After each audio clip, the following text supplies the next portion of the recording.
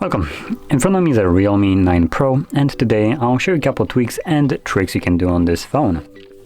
So to get started, I'm going to begin with the personalization tab in the settings. So let's open up settings, and right at the top you will find personalizations. Now in here you have a couple of things that you can personalize, which is a little bit more than you can do on a lot of the phones. So as you can see, we have icons, so you can change icon packs. Now this is what you can do basically on every device. If you can do it on a device, you can do it through a launcher obviously, but here you have it built in, which is nice. Now when you download different icon packs, you can then change them right here easily and quickly, along with changing the icon size. What is this? This just changes the icon a tiny bit. Okay. We have show app names, so if you don't want to show app names, you can just completely remove them and have only the apps itself.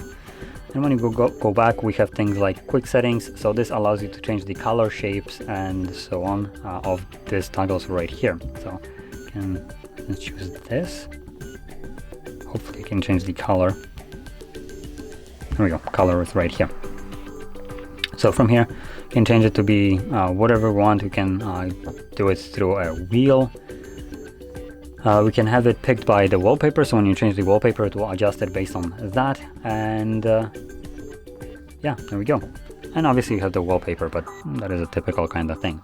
So once you have changed that, you can see that it also affected everything in here already. It's a nice way to customize your phone just a little bit. Now moving on to the next option, it's going to be the dark mode, which can be found under the display and brightness. And here you will have the toggle and you can turn it on, and there you go. As you can see, it is now in dark mode.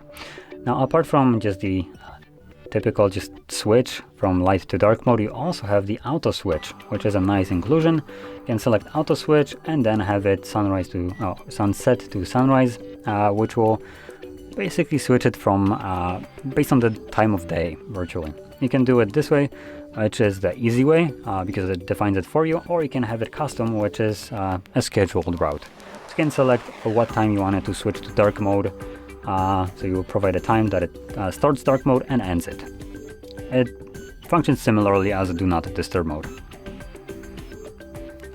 Now moving on to the next option, which is also under the display, it is the Vivid Color Enhancer, as you can see right over here. Once you tap on it, it gives you a side-by-side image, which is divided, kind of how it will affect the image. So you can enable this, and there you go. It just enhances the image by adding a little bit more color, a little bit more pop to it, making the shadows be a little bit more, well, it really depends. It just makes the image look a little bit better. Now, you can see hopefully on this kind of the difference. This is a little bit more vibrant, has deeper shadows and just overall brighter image, while this is more kind of like washed out, grayed out. So if this side of the image is something that you like more, then by all means enable this, and that's all you need to do. It will affect the entire phone all the time. And while we're still in the display section, we can now scroll down and select the display refresh rate. Let's scroll down, where is it? Oh, there we go. Refresh rate right here. Now we have it set to auto, which will automatically switch between 120 and 60. Now this will be the best option for majority of the people, but for other people that, for instance, want to prioritize battery life, you might want to keep it on standard. This will lock the display to 60 Hertz, giving you just that and nothing more. So you'll have the typical phone experience. It won't look as great as it does right now, but also you'll have a little bit better battery life because of it.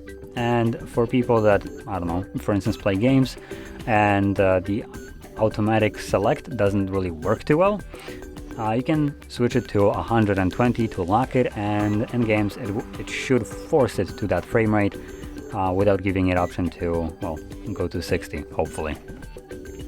So there we go. Now I'm going to be sticking with auto just because it is for me the best option.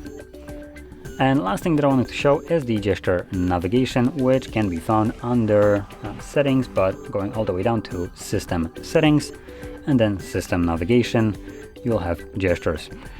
So I believe it gives me the option to select if I want to gesture or buttons throughout the setup of the phone, but if you have selected it kind of automatically without thinking about it, you can change it in here. So if you prefer gestures but you stuck with the buttons, you can change it right here. And if you want to switch it back to buttons, or maybe you had it the other way around, whatever the case may be, you can switch it in here to your desired navigation method. So there we go. Now this will conclude all the tweaks and tricks that I want to share with you, and if you found this very helpful, don't forget to hit like, subscribe, and thanks for watching.